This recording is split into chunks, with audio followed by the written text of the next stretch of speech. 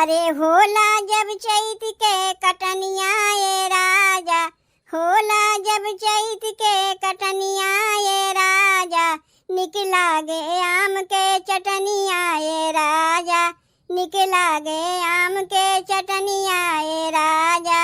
चटनिया ये राजा, चटनिया ये राजा, निकला गे आम के चटनिया ये राजा, निकला गे आम के चटनिया ये राजा।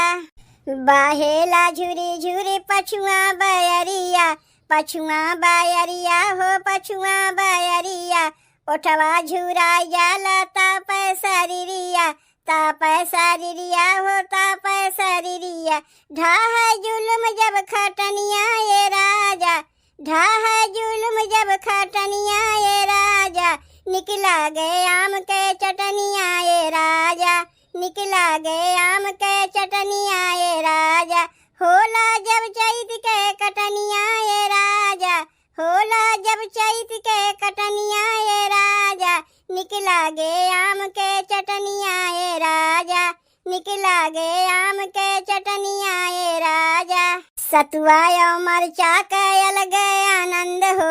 अलग आनंद हो, अलग आनंद हो, चूल्हा के भोजन जब होला बंद हो, होला बंद हो, होला बंद हो, साच कही तू से बचनिया ये राजा, साच कही तू से बचनिया ये राजा, निकला गे आम के चटनिया ये राजा, निकला गे आम के चटनिया ये राजा, होला जब चैत के कटनिया ये राजा, होला जब चैत के कटनिया ये राजा, निकला गे आम के चटनिया ये राजा, निकला गे आम के चटनिया ये राजा, निकला गे आम के चटनिया ये राजा।